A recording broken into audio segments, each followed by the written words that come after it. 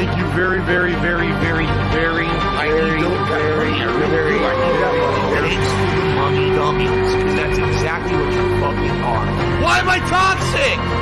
What the fuck? Do what gives you pleasure and fuck everyone else. God damn it. Lights, camera, action.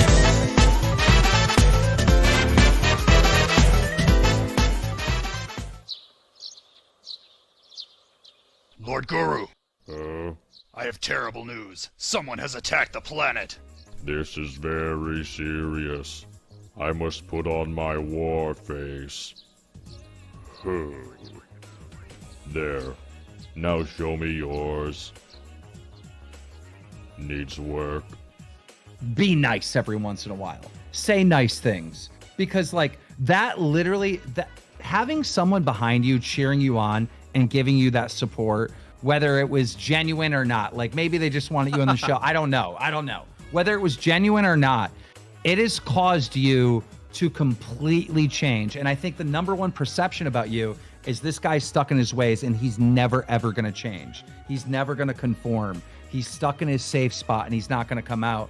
And that's really all you needed is you needed someone with some influence to just get behind you and say, Phil, come on, you can do this. You're right. And when I was popular on YouTube back in the day, okay, I was a one man on an island. Like, I didn't do collabs, but I was still super popular. So I kind of got used to that. Like, I'm by myself. I make my own content.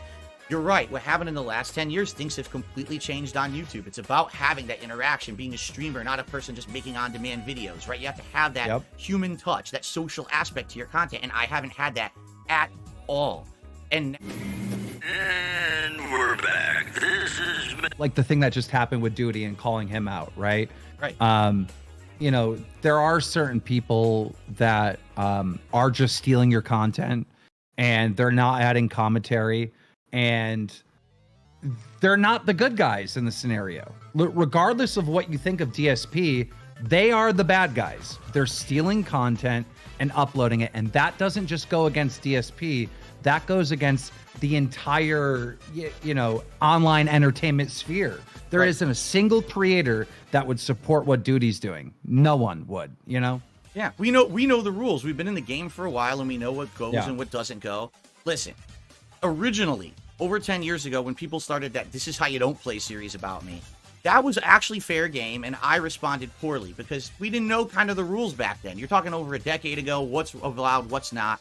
But now we know, as long as you're making a transformative work, you're making your own content, you're commentating on it, you're criticizing something, you're cutting it up so it doesn't represent just a straight copy-paste job, it's fine. But what some of these people are doing is just, like I was just saying this right before you got on, Keem, these people broadcast as you're broadcasting, and they're clipping and they're uploading it to their channels before you even finish your broadcast.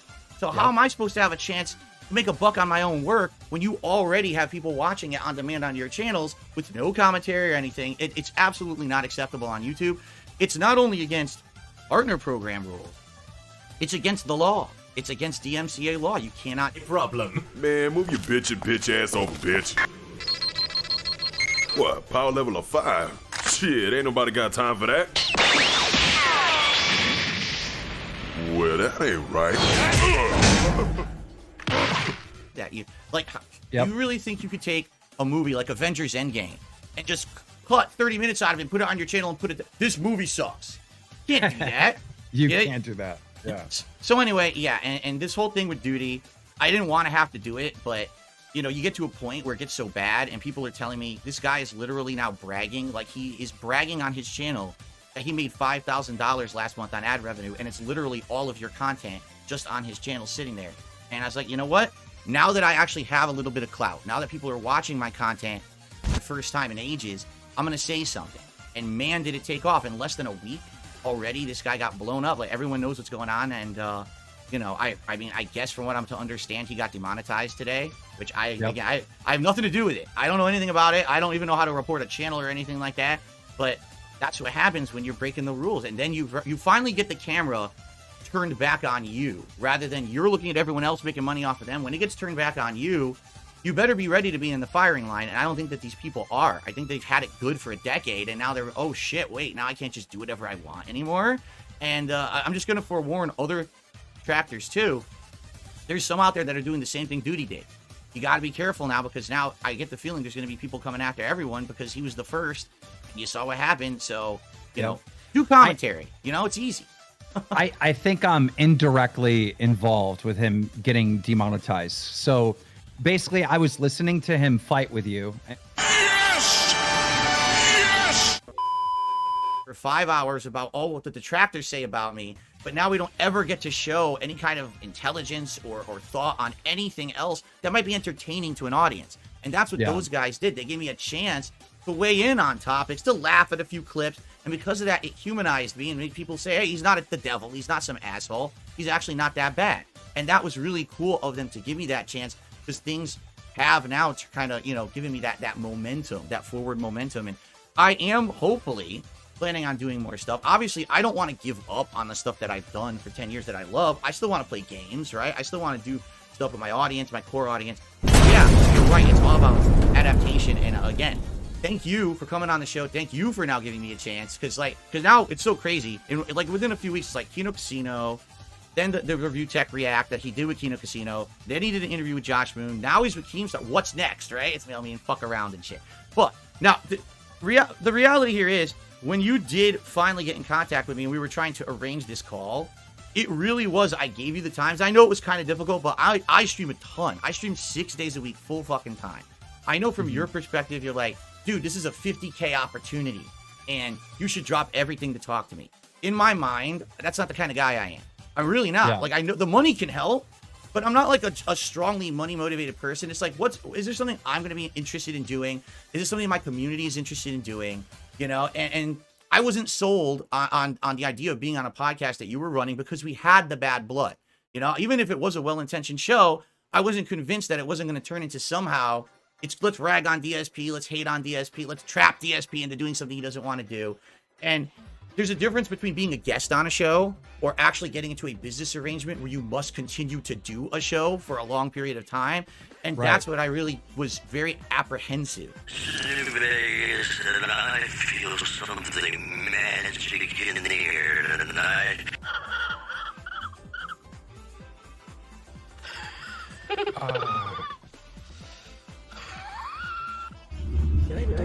The definition of insanity is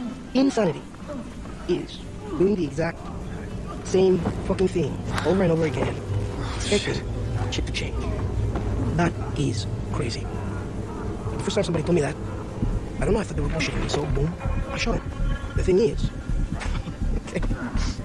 he was right. And then I started seeing it everywhere I looked, all these fucking pricks, everywhere I looked, doing the exact same fucking thing, over and over and over and over and over again, thinking, this time, it's gonna be different. No, please, this time, it's gonna be different. I'm sorry, I don't like the way you are looking at it. Okay?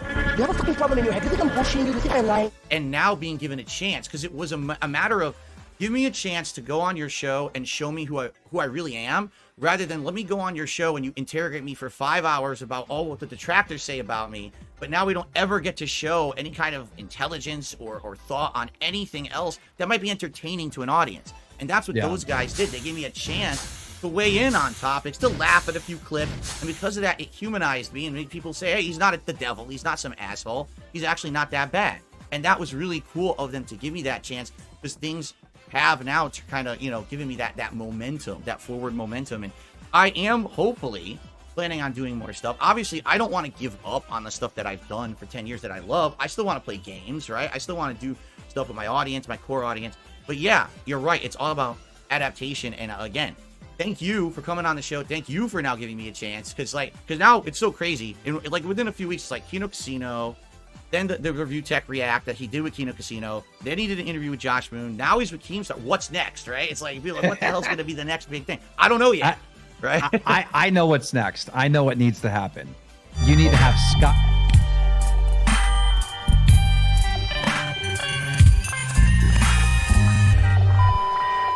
Because my detractors would go harass the person I wanted to collab with, so they get talked out of it. I couldn't go on a podcast because all people would want to do is talk about insulting shit about me. So That being said, I want to, before we even begin, I want to apologize to you, Keem, because I feel like I'm the reason why all the bad blood actually started, because to be publicly admitting this, I'm jealous that you are as successful as you are. I feel like at one point I had a good thing going, and it got taken away from me because of a series of bad circumstances, a lot of which are my fault, and I shouldn't be crapping on you just because you found a way to be successful in your own way. I may not agree with the way that you've become successful. It's like a moral thing or a philosophical thing on my end that I disagree with some of the things you say and do. But that doesn't give me the right to then totally dump on you. I was a hater of yours long before you hated on me. So I just wanted to get that out there. It's my fault that we kind of started the bad blood, and I am sorry for that. I appreciate that. I very much appreciate that, because you're right. I mean, that's kind of how it started. I didn't have a You make me angry, Phil. Gout is caused by deposits of urate crystals in the joints. Side scrollers on this show. Have them as guests, so I get to do well. Okay, all right. I'll think about that. Well, let can I say something in their defense? Right, you know, there was the Detractors were building this lore about you for a decade, right? When you went on there, they kind of had to hit you with everything, because if they didn't, it would be like, I cannot believe you were the only guys that had access to DSP and you didn't ask him about this receipt. And you know what I mean? They kind of had to do that. And then also that stream had to happen to open the gateway to Kino Casino to be a more friendly environment, because all that other stuff was already covered, right? And all those hard questions have already been hit. So in a way, I feel like that was almost necessary. Okay, and I actually agree with you, but I guarantee you've never actually heard what I actually have issue with. It's not the interview. I was totally okay with that interview. After the interview, I went on my own stream and I said, that went as well as I think it was going to go. I knew they were going to hit me with all those questions. I had given them permission beforehand to ask me all those questions. Okay, my issue with the side scrollers is that after that interview, they had said the next day they were going to do what they called a decompression stream. They were going to play Mario Kart or whatever, because they knew it was going to be so much drama. They just wanted to unplug from the drama for a day so that they could just kind of calm down and then get back to normal. The agreement was, after that interview, we were supposed to talk and they were supposed to have me on as a real guest. So what happened on Kino Casino was actually supposed to happen right after my side scrollers interview. What actually happened was they changed their schedule so that that day after was a shit on Darkside Phil with his Detractor session, while we received donations to do it. And I was like, wait a minute, when did I agree to the shooting gallery? Like, that never happened. That's the equivalent of someone like Barbara Walters, a high-end, journalist, interviewing someone that's a hot topic, asking them tough questions. And then the next day she goes on a show and says, What are they, vegetables or? For 5 hours about all what the Detractor show, and says, Are you sure about with that kind of, I don't know, you're beating up on the little guy. I feel like it's going to come back to bite you. First it was Review Tech, now it's Duty. And, I think, sadly, I hate to say it, these people got to be careful, because now the eye is on them and it might continue. But I won't be involved. I'll be making content on my channel. You know what I mean? I don't want anything to do with it. I didn't know enough about Rich's background, right? But then at the same time, I've been involved in so many battles with him throughout the years that I just forgot about until I watched an exposed video on him. And I was like, oh, yeah, I did call him out for that throughout the years. But now that I've better understood, like, Rich and all his scandals, his potential scamming people, lying. I mean, there's an accusation that he tried to send you a computer with a rat on it to spy on you. That ended up at his past editor's house. And, like, these are crazy, crazy allegations. So now that I know that context, every time he is sitting there reacting to DSP, what is he really doing? He knows that he's in trouble. He knows he's a lolcow. He knows he's a joke. So he's trying to punch down to get some favoritism. Stop it. Get some help. That's why you've been the target of Rich for all these years. It's literally that simple. It's a deflection. Yeah. All right. So what I like to do, I'd like to kind of open up with a question for you. That I think a lot of people, they're wondering this too. How originally, like, what was your conception of me on the internet as a content creator? Like, I know probably you never had heard of me, and then all of a sudden you probably heard, oh, this guy's talking shit about you or whatever. And then somehow we ended up getting involved with each other back and forth with a few spats. But I'm just curious as you know, outsider, as a content creator, but not really knowing me, like, what was your conception of me? I heard some of this when you did your response to my response. You were talking about me. And I'm just curious, from you've been in the game a super long time. What is your conception of Dark Side Phil? At first, it was just he's an old school content creator, old school gamer, old school YouTuber that had the incident. Like, that's it. That's all I knew, right?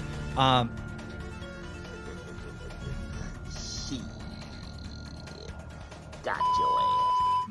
And then when you called me out, I was like, up a minute. Let me like try to figure out who this guy is. And I'm just seeing all these Detractor videos, right? So then I just kind of use that in my ammo of responding back. And so I felt like you are a person that is very common in our space, who's been on the platform forever. You love this stuff. You still do it.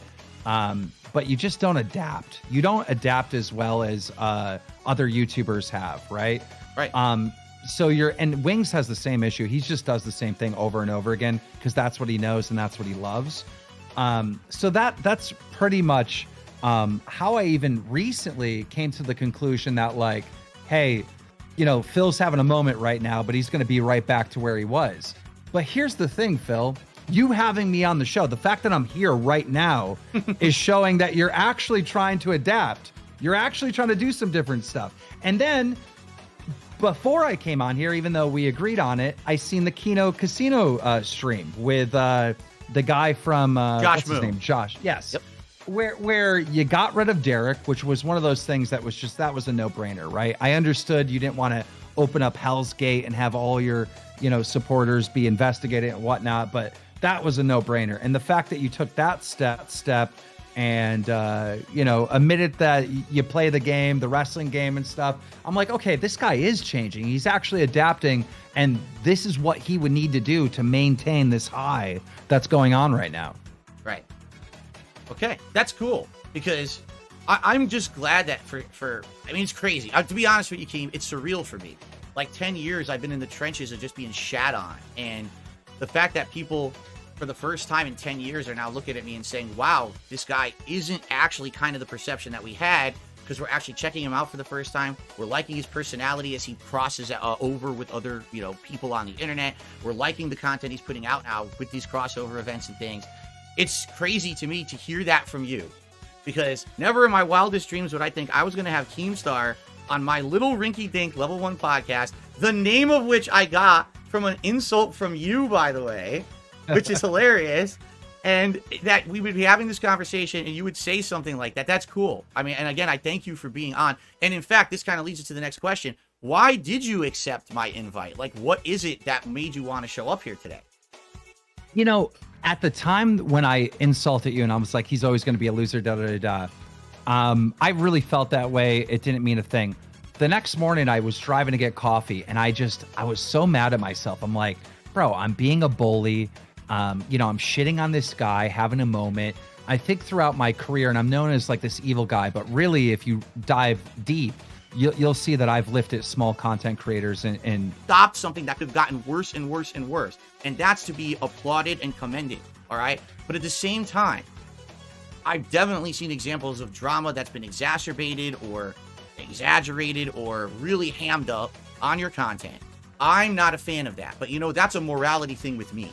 That's my own personal code. That's where I grew up, you know, how my upbringing. I would not want to make bullying style content like that. And you might even disagree that it's bullying, and that's fine. I'm going to give you, obviously, the opportunity to counter this. But for me, I would feel bad if I made that kind of content, okay? Now, with Lolcow Live, when you were approaching me with this idea for a show, the whole idea that the name of the show is Lolcow, that's a negative term.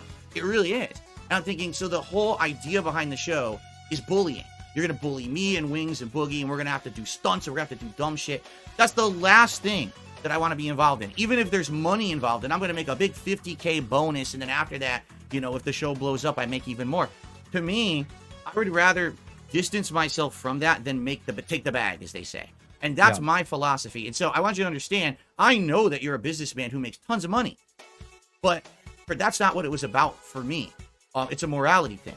So, yeah, you're right. I shouldn't have said it in a way. I should have prefaced it and said, my opinion is Lolcow Live is scripted, okay? You then went on a tweet and actually threatened legal litigation against me for saying that. So I said, fair enough, this guy actually has a point. I'm going to go ahead and I'm going to put a disclaimer on the videos from now on saying that my podcast is my opinion. That way, it covers all bases, right? In reality, let's be honest, you were not going to sue me. You were making a point. The point was valid, but that's the way you go about it, and I know that. That's why I'm not going to get ultra pissed about it. Well, I was trolling you a little bit, like you were trolling me and making me email you. Like, I heard the clip, right? And you're like, no, it's 100% scripted. It's 100%. I'm like, it's kind of defamation because it's okay for you to have that opinion, but you can't say for a fact it's scripted, right? So I put out that tweet and Turkey Tom called it out right away. He was like, bro, you're not suing DSP. Let's be real. But then when you made the update, I was like, all right. You know, I was glad that you put that little disclaimer there that was your opinion, and I just deleted the tweet. Right. But now, go ahead. But to tell you, it's not scripted. It really isn't scripted. I know it's insane. I know it's absolutely insane when you watch our show and you would think, anyone would think, okay, there's no way this is real. But Boogie is insane. Like, he's a crazy person. Wings is a crazy person. You are a character, right? Like, you know, you could say I'm a crazy person if you want. It's okay. You don't have to sugarcoat it. Well, some people would say that you're crazy, right? But the reason why the three of you are so popular in these big than Wings of Redemption. So I think you are right in that assessment, right? That some of the people that harass you and are obsessed with you, if someone were to examine them and what they do on a daily basis, they would come to the same conclusion. Like, this individual is more of a loser than Phil. Right. Okay. All right. Still on the topic of Lolcow Live. I think people would probably roast me so bad if I did not bring up a certain point, a little thing of contention that we've had a little spat about recently. Even you publicly threatening me again on one of your Twitter accounts, which is how we tend to go back and forth a lot of the time. So recently on one of my shows, I made a comment that Lolcow Live is scripted. All right. Mm-hmm. Admittedly, when I made that comment, I did not say it is my opinion that Lolcow Live is scripted. I said Lolcow Live is scripted, right? You would think that people would have common sense to understand that when someone says something like that on the internet, it's their opinion. However, I sometimes forget that a lot of people on the internet are incredibly fucking stupid and will take everything as fact for no good reason. So, yeah, you're right. I shouldn't have said it in a way. I should have prefaced it and said, my opinion is Lolcow Live is scripted, okay? You then went on a tweet and actually threatened legal litigation against me for saying that. So I said, fair enough, this guy actually has a point. I'm going to go ahead and I'm going to put a disclaimer on the videos from now on saying that my podcast is my opinion. That way, it covers all bases, right? In reality, let's be honest, you were not going to sue me. You were making a point. The point was valid, but that's the way you go about it, and I know that. That's why I'm not going to get ultra pissed about it. Well, I was trolling you a little bit, like you were trolling me and making me email you. Like, I heard the clip, right? And you're like, no, it's 100% scripted. It's 100%. I'm like, it's kind of worthless specimen. Get that ass banned.